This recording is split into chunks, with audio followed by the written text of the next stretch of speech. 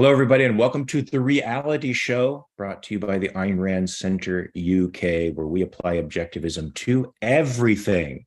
I know it's been a long time since I saw you last. I was on the Daily Objective literally 3 minutes ago, but here I am joined with my awesome crew of folks. And we're going to be talking about three topics today. The first topic is Stop Hate UK. Now, they're a group in the UK which monitors hate groups. So they're sort of the US equivalent of the Southern Poverty Law Center. For anybody who knows anything about that center, that should automatically raise some alarm bells. ARC UK was once mentioned by one of their reports, since someone with alleged ties to white supremacist groups came to an event. So we'd like to know what you think about these organizations. Do they help or do they abuse their positions? I have some strong opinions about that. The second topic will be flying taxis. Now, they're going to be rolling out in Europe pretty soon. I think Paris is going to be the experimental ground for these flying taxis. Do you think this is a good or bad idea? I have some thoughts about that. I'm sure my fellow objectivists here on the panel do as well. And then there's this third topic, which I did not get a chance to read the article on, so I'll have to defer to other people on it. The anti-abuse app is being launched in France. Well, France seems to be the experimental ground for all this stuff, to help with catcalling. Now, I used to think that was something that women just dealt with as it came, but now they have an app to help with catcalling. It's allegedly a much more prolific problem in France than it is in the UK. I imagine it's even worse in Italy than it is in France. So the article apparently goes into some more details that you guys will have to fill me in on. What do you guys think of this? What leads us to certain cultures being more, I guess, verbally abusive or aggressive to women than others? And what about this article's perspective? You guys are going to have to fill me in on all the details. Today with me, I have Morgan Carter, Linda Cordair, and of course, Nicholas Krusek. How are you guys doing? Awesome. Good morning. Good. So let's start with this first topic, guys. What say you with respect to this Stop Hate UK? What's that about? Well, let's go with our resident UK guy first. Morgan, do you have any feelings and thoughts about this thing? Yes, well, Razzie corrected me. It's actually, I think it's Hope Not Hate is the group that once mentioned ARC UK in its reports. Hope Not Hate. Okay, yes. Yeah. They're a group that come up periodically every now and again. And I hadn't looked too much into them prior to finding out that they'd mentioned ARC UK in one of their reports. And groups like this always put me slightly on edge, just because I agree with basically what you said, Mark, that they're often, I think, kind of abusing their position, trying to put people into the category of hateful when they don't deserve to be there, or of extremists, which I think anyone who's read a little bit of Ayn Rand will know what she has to say about the concept of extremism. But Hope Not Hate UK probably got the most publicity in the last few years in the wake of the murder of a British MP called Jo Cox. I don't know if that was something that made it across the pond to you guys. But she was a Labour MP who was shot by, I believe it was one of her constituents, with a revolver, which was a very kind of big national kind of tragedy. And her husband set up a number of beneficiaries from, I think it was from her charity or something like that, or from donations that were made to a fund in her name. And Hope Not Hate were one of these kind of big groups. So they've got a very positive public image.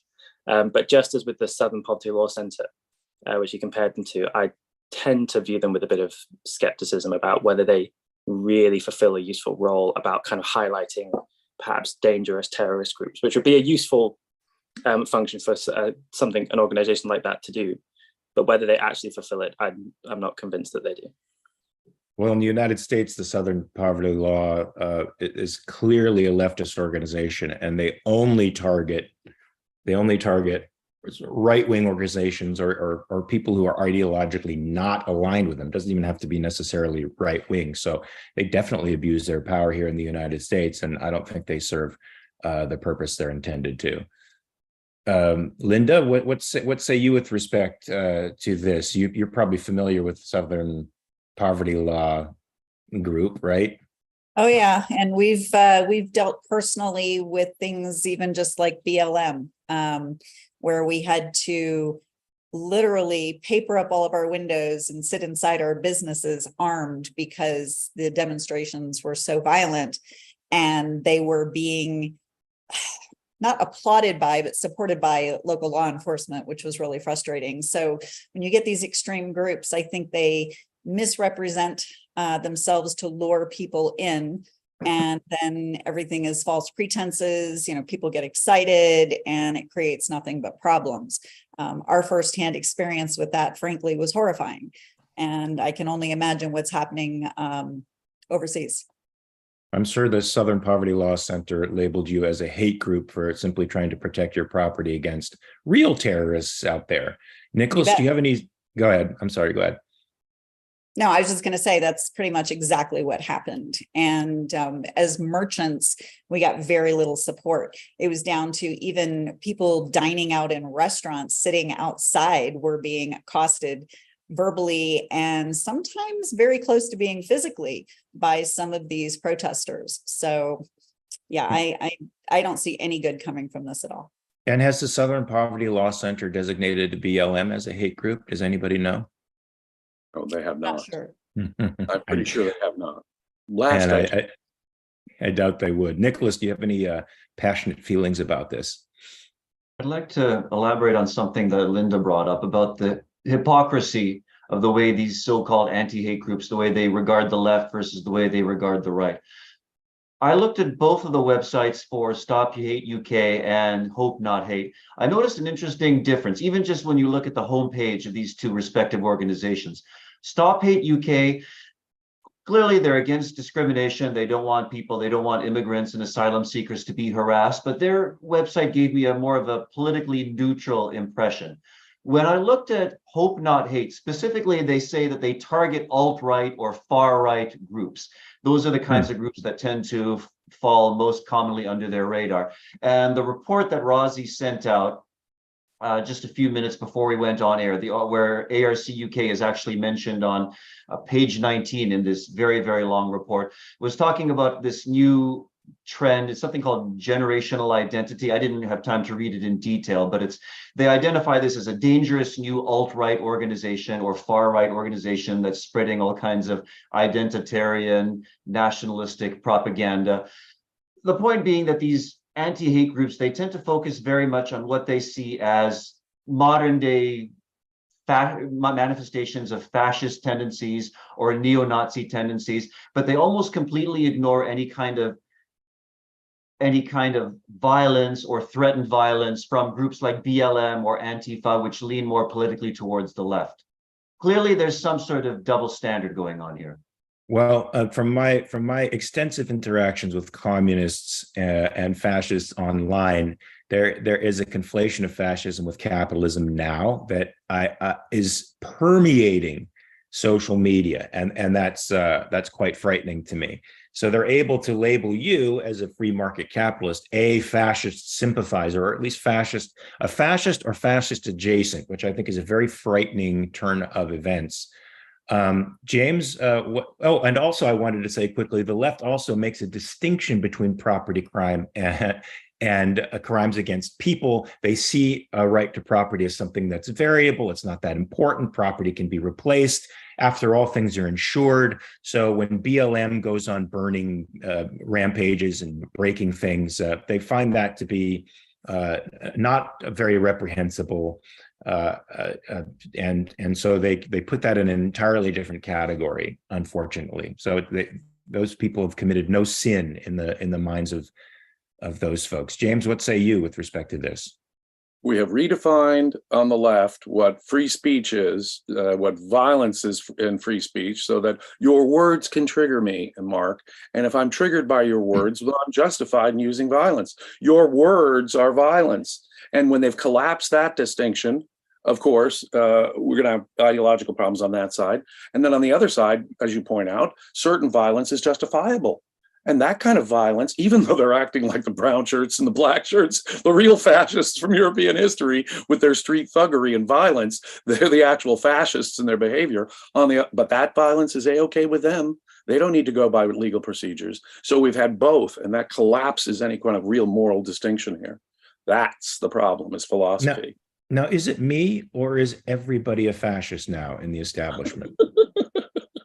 You know, I mean, they throw this term around. The left throws it around against the right throws commie around, but it seems like they're both fascists. Right? I mean, does Elizabeth Warren strike you as fascist adjacent? She certainly does me. The Republicans and Democrats have both essentially adopted the theoretical structure of the fascist model of economic regulation. That is to say, we leave title in the hands of the factory owners and the property owners, but the government can regulate the entire use of it, buying, selling, the price, everything, hiring, selling. So the fascist model of socialism has theoretically been adopted by our Trump friends and by our socialist friends on the left. That's where we are. And so, Indeed, of course, anything else is fascism, Mark, don't you know? They have adopted the policy of fascism, so everybody else who's arguing against that must be ipso facto. We defeated Nazi Germany, and we defeated fascist Italy, and then adopted their policies here at home. How crazy is that for an upside down world? Well, folks, Nicholas, I liked that you made the distinction between these two organizations, and you see that one that is neutral actually can call out hate and make people aware of groups that are violent. And I don't like that term hate either, right? The term hate is, the identification of speech with an emotion, to me seems to be a very, very slippery slope.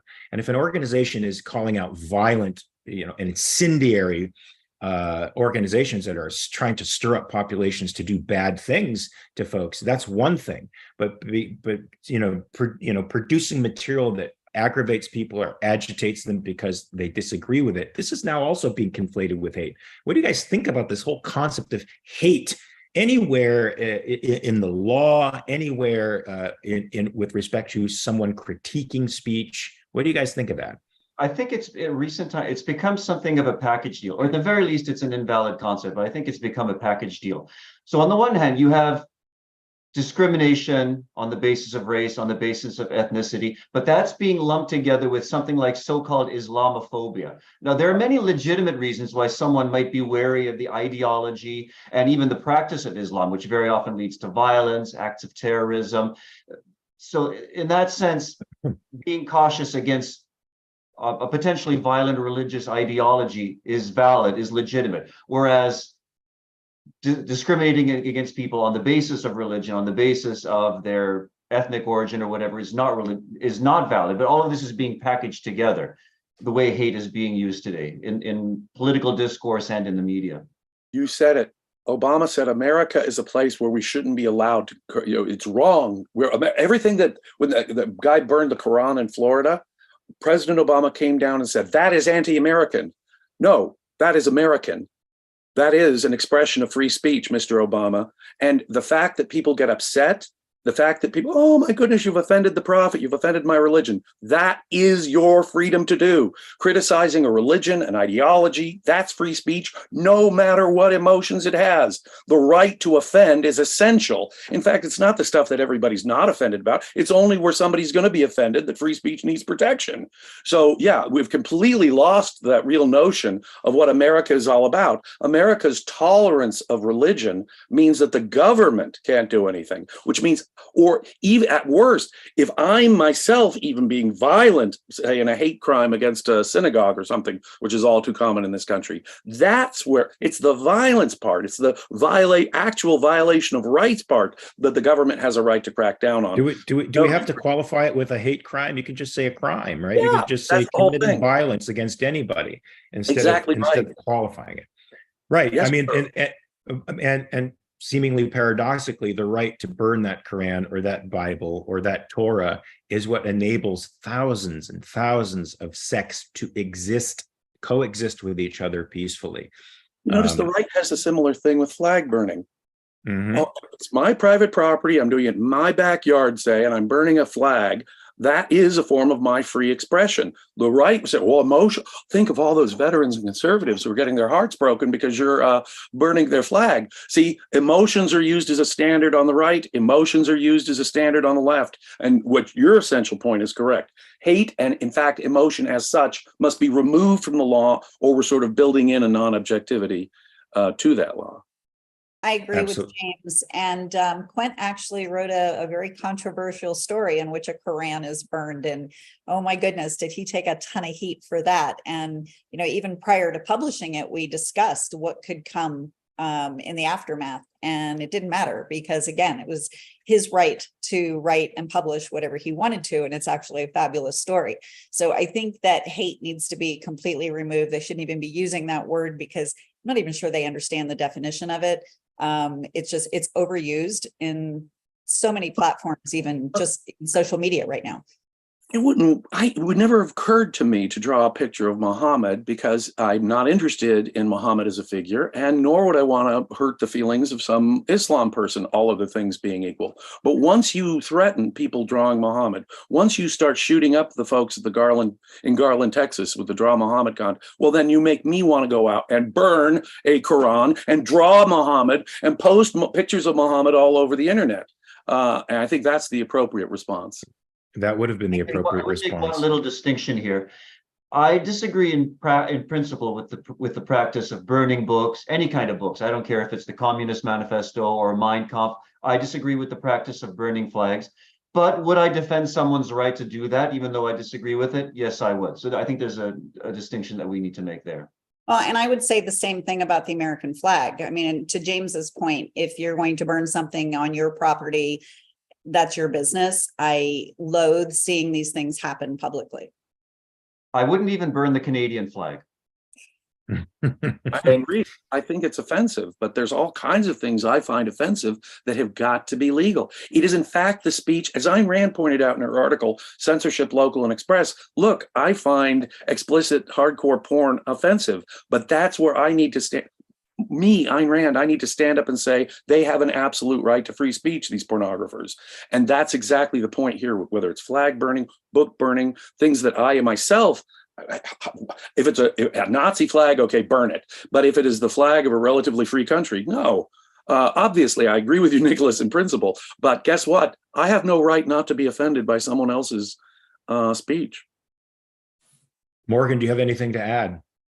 I was going to say, I think James is perhaps exhibiting what Rand was talking about around prohibition, that the American response to impositions on freedom is defiance on principle, which maybe that's what's going on. But I would just say, I remember being at school, for example, and there's a lot of kind of hubbub in the UK in the last 10 or 20 years about ideologies which are kind of infiltrating schools and being imposed on students, and the government's very concerned about it. And I remember there was a student who came back to my school who had been an Islamic terrorist and had gone to prison and kind of reformed and come out and had started his own organization which tracked Islamic terrorist groups, new ones that were popping up, their network of communications, and he kind of came and spoke to us. And I was impressed by him and just how useful kind of he was to the UK government in stopping the terrorist attacks which were going on in the UK in 2015, 2016. And so that's an example of an organization which is tracking, hateful groups, if we want to use that term. And I think would have a really legitimate function. But ones which are like Hope Not Hate, for example, and they're labeling Nigel Farage as an example of a extremist person who we need to be concerned about, even though I view him as a rather unsavory individual in lots of ways. I think what they're doing is in lots of ways surreptitious and trying to kind of put one over people. Rather than really educate them or help the government kind of track violent individuals. I liked Morgan that you brought up something that is American exceptionalism. The American response to arbitrary authority is defiance in principle. I love that. That's what makes us still different. People are defiant in Paris. They have manifestations all the time. Why? Because the government isn't giving them stuff, or they're not giving them enough, or they change the rules. Well, that's what happens when you give moral agency to bureaucrats. They do what they want with it. You're no longer in control of your life. And the only way you can get control of your life is to throw tantrums and throw bricks through windows. But Americans don't respond like that. We respond to against arbitrary authority. We still have that sense of life. where, you know, the human being is a sovereign agent and needs to be left alone. I'm so glad that that's still there, but it's dying. It's dying, I think. On that semi-uplifting note, I want to get to flying taxis, which will be rolling out in Europe soon. And according to the article, these things are made in Germany, and they're going to be, I guess, test flown in Paris. And they're going to try to roll this out by the 2024 Summer Olympics. I think my wife will surely be in Paris during that time. I urge caution for her to get into these things, since the batteries seem to be a little sketchy based on the article. But I'm all for flying taxis, provided they stay airborne. What do you guys say about this? I'm loving the idea. I don't like lines. I don't like to be squished in trains. I love train travel, but I don't want to do it in China. I love the idea of being able to get somewhere in a short period of time, ideally get there safely and not be in a crowded platform somewhere waiting. Now, as far as the battery life, what I read about it, you know, right now they're really talking about short hops. So as long as they're keeping track of that, I might take a peek at the battery meter when I get in, but I'm in. I've been waiting for flying cars all my life. I was promised this in sci-fi science fictions 100 years ago. Fritz Lang and stuff. I mean, sci-fi telling us about this. That's right. I want my flying cars. Mark, I can't resist automobile. Something you mentioned in your intro there. You said that these cars were being manufactured in Germany, but they're going to be tested in France. I thought they were. If you think historically that for much of the 19th century, much of the early 20th century, France and Germany were at war with each other, whether you're talking about the Franco-Prussian War or World War I or World War II. And now these two countries are cooperating on this something that's such an incredible boon to humankind. This is really a capitalist success story. I mean, this should be celebrated from all the rooftops. It's incredible. Nicholas, I think it is an attempt to destroy the French population by putting this new invention on there and testing the latest wave of German attack. Well, the Germans right. invented the automobile, and the French were pioneers in air travel, and it sort of conceptually makes sense, aesthetically makes sense to me. So I'm all for it. Yeah, you're right. This, Nichols, all kidding aside, this is a great boon to capitalism. It's a check mark for how great capitalism can be, because look, these two countries that were at war with one another when they were not capitalist are now in trade agreements with each other and producing this great technology. I'm sorry, Linda, what were you going to say? No, I was just going to say, when I was in Arkansas last year, our daughter and her husband lived in just outside of Bentonville, which is Walmart land. And I remember how excited I was to see the first drone delivering a package in that area when they were doing it. I thought, this is amazing. I just want to order a 6-pack of something so a drone will come land in the yard. So imagine the smile on my face when I see these things taking off. And the other night, Quint and I were on our rooftop deck and we were watching the meteor shower, and the Starlink came across, and there must have been 25, 30 of these satellites in a row. And it was one of the coolest things I ever saw. So to know that this is happening, to be able to live part of my childhood, which was the Jetsons. I absolutely love the Jetsons. And that's what I'm thinking of when I see this. So exciting. Well, just think of the car, what it did to the individual human and their freedom and mobility. I mean, you could in America, you hop in a car and it was a big country, I know, and so to get to places like California, it's car culture. But think of what that did for individual freedom and autonomy, not freedom in the political sense, but the power to get around, individual power to travel further. Flying cars can only expand that further, as you say, hopping traffic. I mean, if you've ever lived in LA and dealt with Los Angeles traffic, and if you've ever had the experience like I have of saying, no, we need to take a helicopter from here to here, you realize, this is the way to get around LA. I'm guessing there's going to be a lot less road rage up there than there is down there. Yeah, I think so. Yes, I've done both. I went from hotel to venue in Sao Paulo from a helicopter because just to travel the 5 miles from the hotel to the venue in Sao Paulo would have taken hours and hours and hours with the traffic. And for anybody who has had to be on the metro, especially during the summertime in Paris, and in 2024, when the Olympics are happening, anybody who's had to contend with Parisian traffic, there's almost nothing worse on the planet except maybe Rome. Rome and where you Mexico City are pretty bad, Mark. they're the worst drivers they are the worst drivers for sure. But Paris is like Darwin on, it's like Darwin on crack. It's like if you cross the street, you take your life into your hands, nobody cares. A scooter, what they call a trottinette, will hit you, a bike, a car, it doesn't matter. Lights don't matter. Just getting from point A to point B matters to them. And so you go into the metro to try to avoid it. You're stacked in there like a can of sardines. There's no air conditioning. They have these vents that blow a little bit of air through there. There's no air conditioning anywhere in Paris. So a flying car is coming to Paris before they get air conditioning. Voila. Where can I get one? Viva That's la all. right. That's right. I can't wait for They're it to come. available. I want to be first in line to buy one. Me too. I would just love coasting over the 405 freeway. And James knows that 405 freeway is hell pretty much any time of the day or night. I'm always surprised when I land in LAX, say in the middle of the night or on a Sunday, and I have to go home through the 405 North, and it's still a freaking parking lot.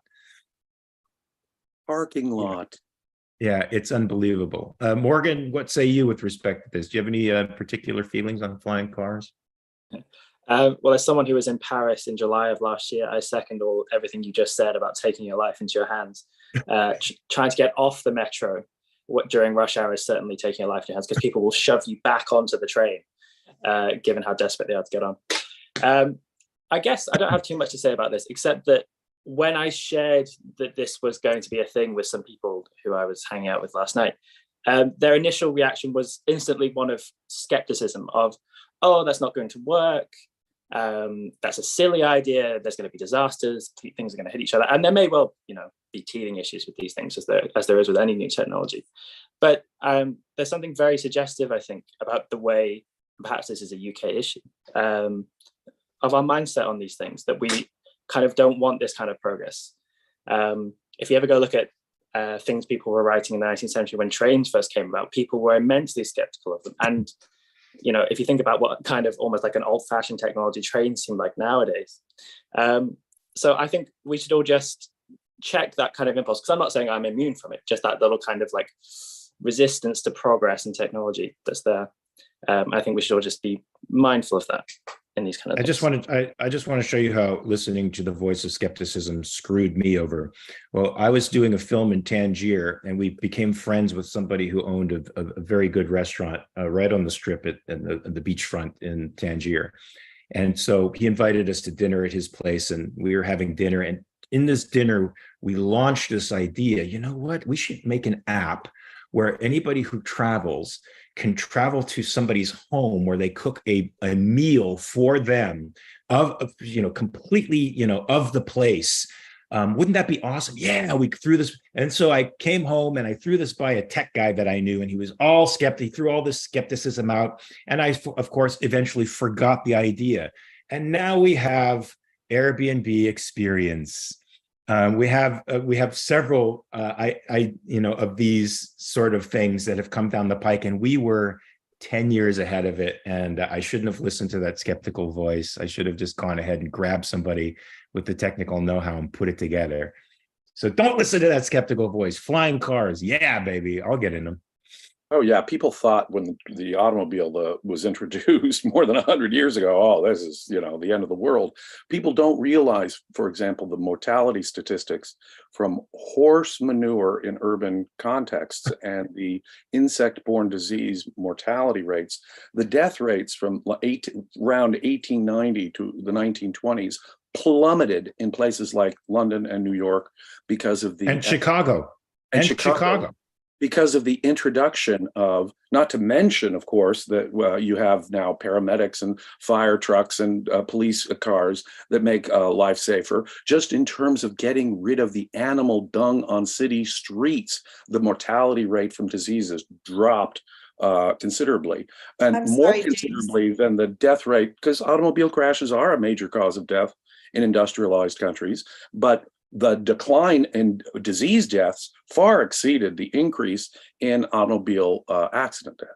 James, I wasn't laughing because the people were dying. I was laughing because as you were saying that about dung in the streets, the stagecoach, horse-drawn stagecoach was driving by the gallery here in Jackson. Exactly that. Well, see, now it's a charming thing to have a hansom cab ride in New York City. And every day it goes right? around and around and around. But and a couple of horses aren't going to create the disease problem that hundreds or thousands of horses in big city. They also have manure bags under their butts, so it can't they often don't make that bag. They often have to chase behind it like the guy in the circus with the elephant. But it was just your timing on that was brilliant. For all you commies who want to return to the pastoral paradise of the 19th century, the late 18th century, guess what, folks? It wasn't as much of a paradise as you'd think. You couldn't even walk down the street without stepping in pig dew. So I prefer modern times, paved roads, flying cars. Give it to me. I'm all in. Indoor plumbing. They were throwing that stuff out the windows. Yes, they were. Yes, indeed they were. Which I think didn't this start the chivalrous habit of men standing on the outside and women walking on the inside, right? Because people would not only throw out their garbage and feces and urine, but they had a lice problem back in Elizabethan times, at least. So people would wear, they didn't bathe too much back then, folks. So people would wear, and they didn't wash their clothes. So people would wear rabbit skins to attract the lice out of the wool of their clothes, and then shake the infested rabbit skin out the window onto the streets, where I guess men became the happy recipients of all that garbage after a certain point. Yay, progress. Speaking of progress, guys, we have an anti-abuse app that's being launched in France to help with catcalling. Now, is this anything like the Poo app in San Francisco, where it shows you where human feces is so you don't step on it? Does this tell anybody who's read this article, does this tell women that there are catcalling construction workers over here or a group of unruly guys over there, avoid those areas? Does anybody know how this app works? If you do, no, please. So according to this particular article that Morgan sent out, there's this problem with particularly with women in France when they go to the beach, they're swimming, especially if they're on their own, they're not with other people. They get concerned about men saying things, harassment and the like. So the way you use the app is it summons assistance if you feel like you're in any sort of danger, or if you feel uncomfortable because of something that someone is saying to you. So it's an app of that nature. It would summon, one or two people. I don't know if it's law enforcement or some good Samaritans who would come along and help a lady in distress. So a couple of BJJ brown belts will come to your assistance and lock that guy up in a choke and make him say he's sorry. I think it would be easier just to teach all women jujitsu. I think that's the best practical solution. If these catcallers got kicked in the balls a few times, they would think twice. Indeed, they would. Three levels on the app. I'm uncomfortable, I'm being harassed, and I feel like I'm in danger. Yeah. So I don't know. I think a lot of women, particularly those who like to get attention, maybe this is not necessarily going to work in that favor. I think it's going to probably be abused by a lot of people. I think that catcalling is not the worst thing that can happen to you. I mean, when you get to be my age and you get one, you're like, sweet. If you're going to lay on a beach in France and you're not going to have your top on, and you don't think that there are going to be men out there who are going to notice, maybe even appreciate or make some kind of comment, how is that a lot different than the woman who walks down the streets in New York City past a construction zone, right? And the guys that have been up there, of course, now there's girls up there too, but you can go back, the 50s, 60s, that was a big deal. And most women took it as a compliment. So is this an extreme way of looking at that? I think so. I have to say, Linda, you're absolutely right. My wife, she lived in New York City for many, many years. And if she didn't get whistled at by the construction workers, she was, what's wrong? Did I not do my hair right this morning? Did I dress improperly? She never took a catcall or a whistle from the construction site as an insult, but as a compliment. And she hates this world where men are so uptight that they can't react that way. She prefers the positive visibility of getting the whistles and the catcalls.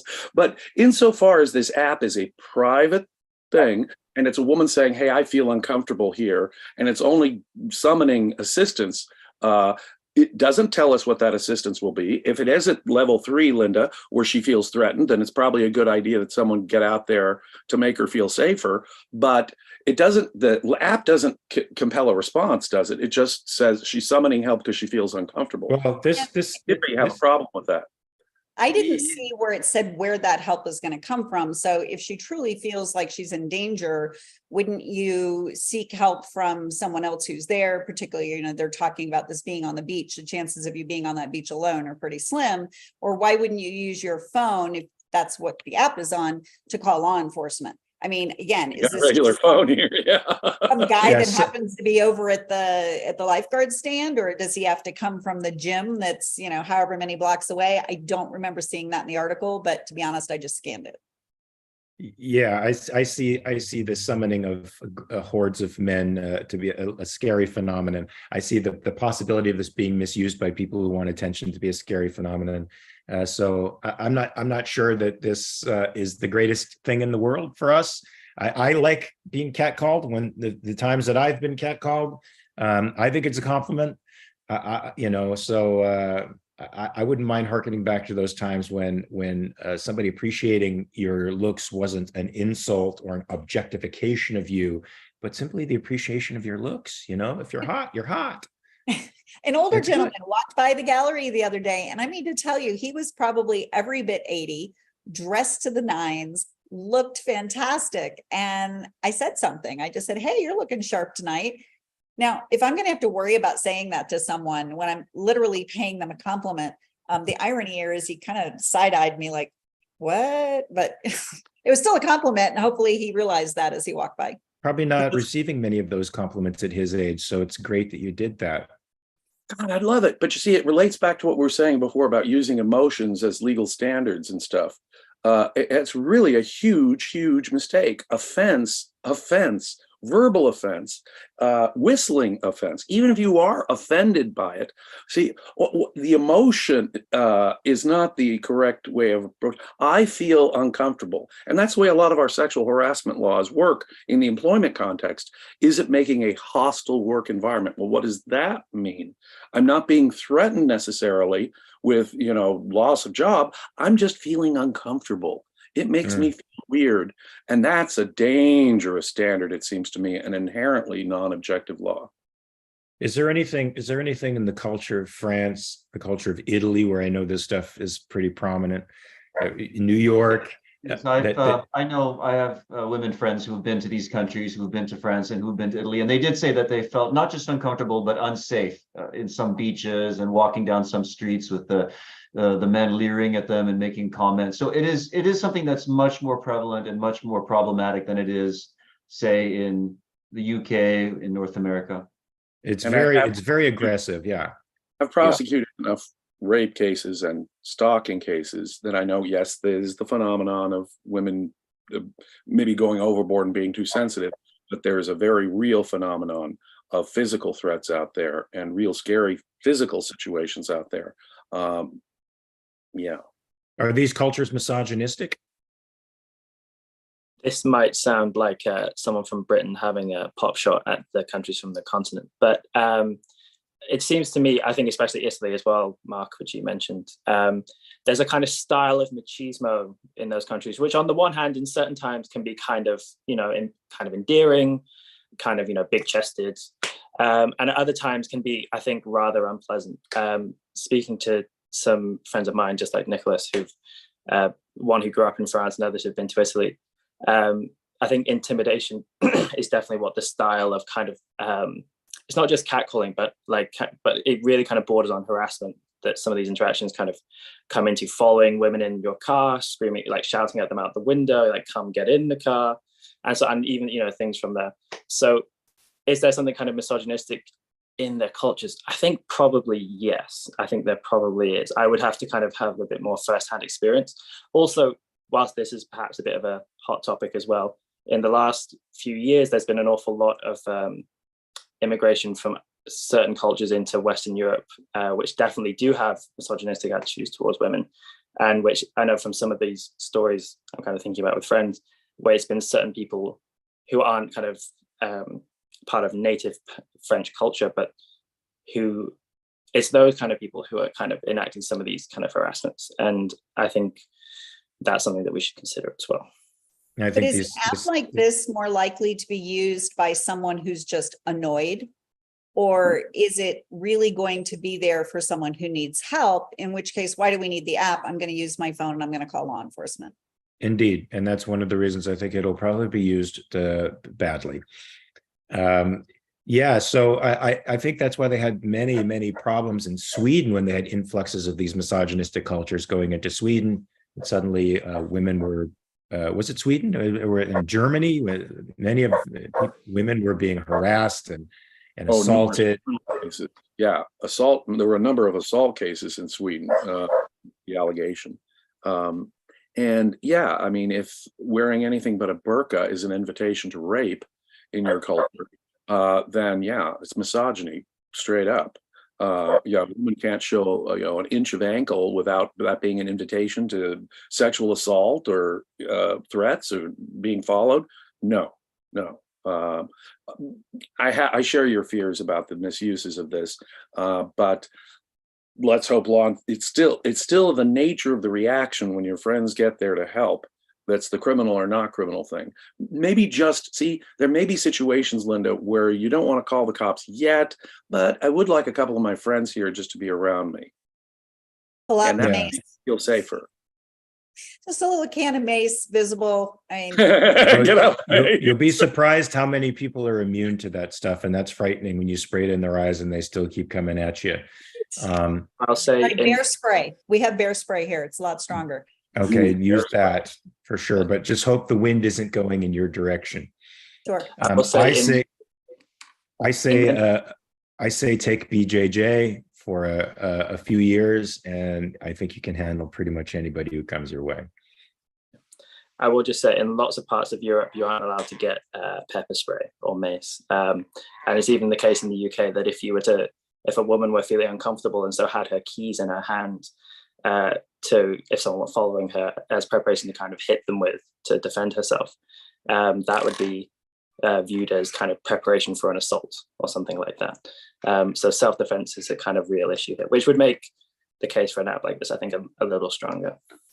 That is most unfortunate, and I hate to see that the UK is going in that direction. I just have a couple of super chats here. Catherine with $1.99. Yay, flying cars, finally. Yes, that's what I say. That's what I think we all say. Free trade for 50, I guess that's Swedish dollars. Flying cars are cool, but it's a shame that most projects shun fossil fuels, which could provide 20 times longer range. Yeah, I think that too. I think these things should be run by fossil fuels. Ultimately, let's hope nuclear power. That would be even better, because then they would really never have to refuel. Well, folks, are there any final words from the panel here before I make the final announcements for the show and we head off into the horizon, practicing objectivism to the best of our abilities?